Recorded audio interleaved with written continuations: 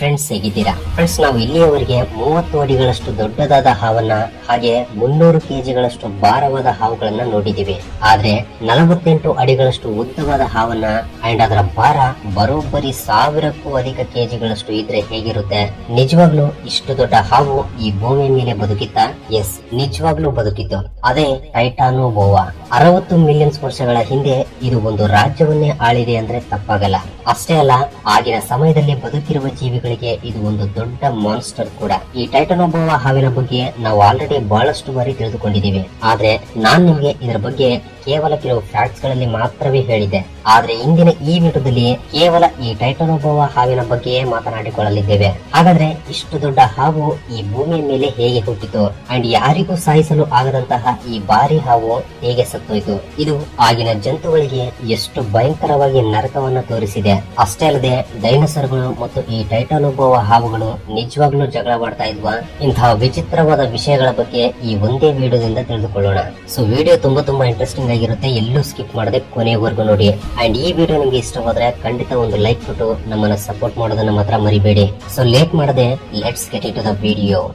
ನಿಜಕ್ಕೂ ಈ ಟೈಟಾನೋಬೋವಾ ಎಂಬ ಹಾವು ಕೆಲವು ಲಕ್ಷಾಂತರ ವರ್ಷಗಳ ಹಿಂದೆ ಬದುಕಿತ್ತು ಎಂದು ನಮ್ಗೆ ಹೇಗೆ ಗೊತ್ತಾಯ್ತು ಅಂತ ನೋಡಿದ್ರೆ, ಸೌತ್ ಅಮೆರಿಕಾದ ಕೊಲಂಬಿಯಾದಲ್ಲಿರುವ ಸೆರೋಜನ್ ಕೋಲ್ ಮೈನ್ ಗೆ ಕೆಲವು ಜನ ಜಿಯಾಲಜಿ ಸ್ಟೂಡೆಂಟ್ಸ್ ಫೀಲ್ಡ್ ಟ್ರಿಪ್ ಎಂದು ಅಲ್ಲಿಗೆ ಹೋಗ್ತಾರೆ.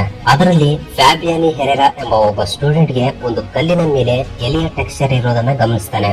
ಅದನ್ನ ತನ್ನ ಪ್ರೊಫೆಸರ್ ಕಾರ್ಲೋಸ್ ಜೆರ್ಮಿಲೋ ಎಂಬ ಜಿಯಾಲಜಿಸ್ಟ್ ಗೆ ಕೊಡ್ತಾನೆ. ಈ ಟೆಕ್ಸ್ಚರ್ ಅನ್ನ ನೋಡಿದ ಈ ಪ್ರೊಫೆಸರ್ ಗೆ ಯಾಕೋ ಡೌಟ್ ಬಂದು ಕೆಲವು ಜನರನ್ನ ಟೀಮ್ ಆಗಿ ಮಾಡ್ಕೊಂಡು ಇನ್ನೂ ಏನಾದ್ರೂ ಸಿಗಬಹುದು ಎಂದು ಹೋಗಿ ಹುಡುಕಲು ಶುರು ಮಾಡ್ತಾರೆ. ಹೀಗೆ ರಿಸರ್ಚ್ ಮಾಡಲು ಹೋದ ಇವರಿಗೆ 2003ರಲ್ಲಿ ಒಂದು ವಿಚಿತ್ರವಾದ ಆಕಾರವಿರುವ ಒಂದು ಬೋನ್ ಪಾರ್ಟ್ ಸಿಗುತ್ತೆ.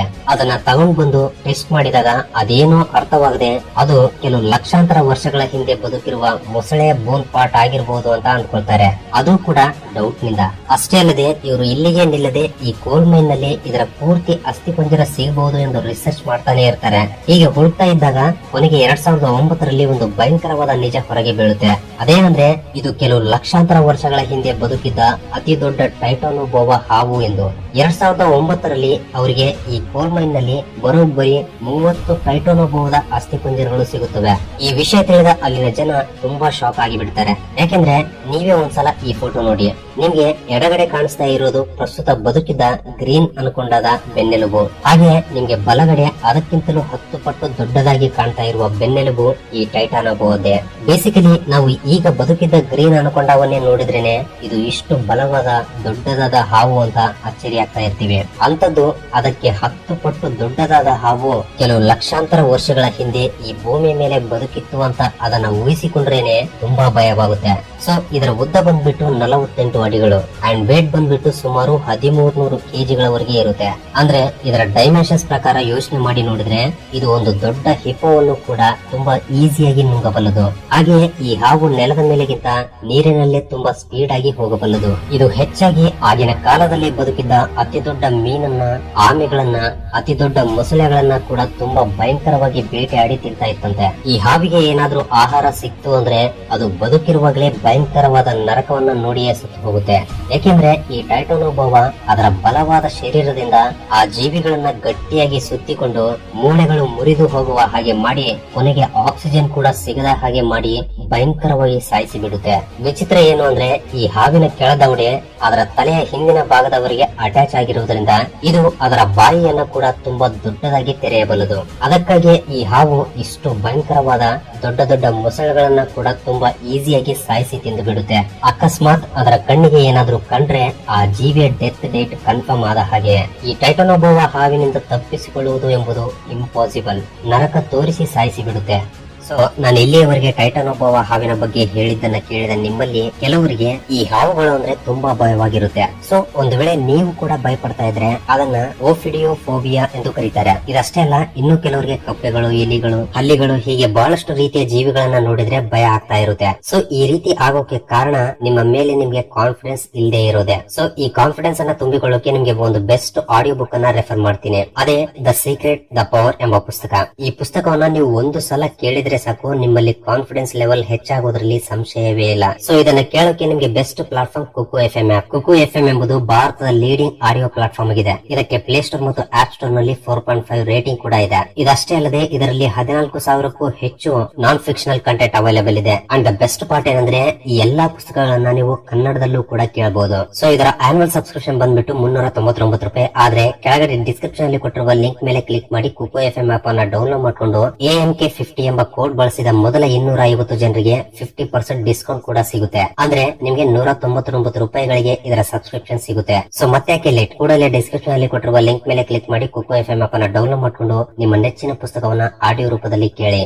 ಸೊ ಇಷ್ಟು ಭಯಂಕರವಾದ ಹಾವಿನ ಬಗ್ಗೆ ತಿಳಿದುಕೊಂಡ ಚೈನೀಸ್ ಆರ್ಟಿಸ್ಟ್ ಇದರ ಅಸ್ಥಿಪಂಜರವನ್ನ ಆತನೇ ತಯಾರಿಸಿ 2012ರಲ್ಲಿ ಆಸ್ಟ್ರೇಲಿಯಾದಲ್ಲಿರುವ ಗ್ಯಾಲರಿ ಆಫ್ ಮಾಡರ್ನ್ ಆರ್ಟ್ ಎಂಬ ಮ್ಯೂಸಿಯಂ ನಲ್ಲಿ ಇದನ್ನ ಡಿಸ್ಪ್ಲೇ ತರ ಇಟ್ಟಿದ್ದಾರೆ. ಈ ಅಸ್ಥಿಪಂಜರವನ್ನ ನೋಡಿದ ಜನರು ಕೂಡ ಆಗಿನ ಸಮಯದಲ್ಲಿ ಇಷ್ಟು ಭಯಂಕರವಾದ ಹಾವು ಬದುಕಿದ್ವಾ ಎಂದು ಇದನ್ನ ನೋಡಿ ಸ್ಟನ್ ಆಗಿದ್ದಾರಂತೆ. ಅಷ್ಟೇ ಅಲ್ಲದೆ ಸ್ಮಿತ್ ಸೋನಿಯನ್ ಎಂಬ ಟಿವಿ ಚಾನೆಲ್ ನವರು ಕೂಡ ಡೈರೆಕ್ಟ್ ಆಗಿ ಇದರ ಆಕಾರವನ್ನೇ ಕ್ರಿಯೇಟ್ ಮಾಡಿ ಅದು ನಿಜವಾಗ್ಲೂ ಬದುಕಿದ್ರೆ ಎಷ್ಟು ಅಡಿಗಳವರೆಗೆ ಉದ್ದ ಇರ್ತಿತ್ತು, ಹಾಗೆ ಎಷ್ಟು ದಪ್ಪ ಇರ್ತಿತ್ತು ಎಂಬುದನ್ನ ಕೂಡ ತುಂಬಾ ಕ್ಲಿಯರ್ ಆಗಿ ವಿಸಿಬಲ್ ರೂಪದಲ್ಲಿ ಕ್ರಿಯೇಟ್ ಮಾಡಿ ತೋರಿಸಿದ್ದಾರೆ.